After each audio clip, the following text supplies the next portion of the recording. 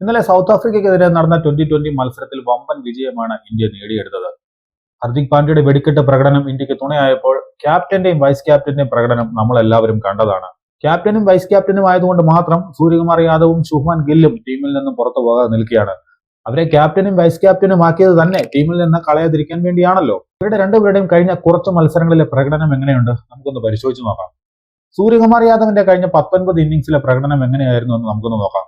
17 പന്തിൽ 21, 9 പന്തിൽ 4, 4 പന്തിൽ 1, 3 പന്തിൽ 0, 7 പന്തിൽ 12, 7 പന്തിൽ 14, 4 പന്തിൽ 0, 3 പന്തിൽ 2, 2 പന്തിൽ 7, 37 പന്തിൽ 47, 3 പന്തിൽ 0, 11 പന്തിൽ 5, 13 പന്തിൽ 12, 5 പന്തിൽ 1, 24 പന്തിൽ 39, 4 പന്തിൽ 1, 11 പന്തിൽ 24, 10 പന്തിൽ 20, 11 പന്തിൽ 12.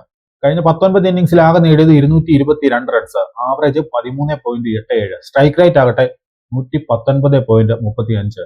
പുറത്തു കളയാൻ വയ്യാത്തത് കൊണ്ട് മാത്രം ക്യാപ്റ്റനാക്കി അദ്ദേഹത്തെ ടീമിൽ നിർത്തിയിരിക്കുകയാണെന്ന് പറയാം. എന്നാൽ ക്യാപ്റ്റനായിട്ടുള്ള അദ്ദേഹത്തിന്റെ പ്രകടനം എങ്ങനെയാണ്? കഴിഞ്ഞ 35 മത്സരങ്ങളിൽ 28 മത്സരങ്ങൾ ക്യാപ്റ്റൻ എന്ന നിലയിൽ സൂര്യകുമാർ യാദവ് വിജയിച്ചു. വെറും 5 മത്സരങ്ങൾ മാത്രമാണ് തോറ്റത്. 80 അദ്ദേഹത്തിന്റെ വിജയ ശതമാനം. ഇനി വൈസ് ക്യാപ്റ്റനിലേക്ക് വന്നാൽ ശുഭ്മാൻ ഗില്ല് കഴിഞ്ഞ കുറച്ച് മത്സരങ്ങളിൽ നേടിയ റണ്ണുകൾ ഒന്ന് പരിശോധിക്കാം. ഇന്നലെ വെറും 2 പന്തിൽ 4 റൺസാണ് എടുത്തത്.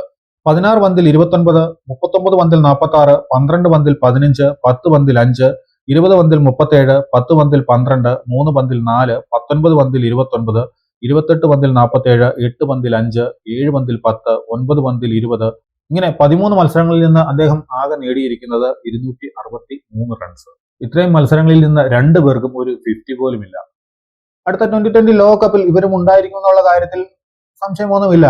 അതുവരെ ഇങ്ങനെ ഇവരെ ഉന്തിത്തള്ളി കൊണ്ടുപോകും. അതിനിടയ്ക്ക് ഒരു 50യോ ഒരു സെഞ്ചുറി അടിച്ചാൽ അതിന്റെ കണക്കും പറഞ്ഞ് പിന്നെയും കുറച്ച് മത്സരങ്ങൾ കൂടി കളിക്കാനാകും. എന്തായാലും കഴിവുള്ള താരങ്ങൾ പുറത്തു നിൽക്കുമ്പോഴാണ് ഇവരെ ഇങ്ങനെ BCCI കൊണ്ടു നടക്കുന്നുള്ള കാര്യം നമ്മൾ ഓർക്കണം.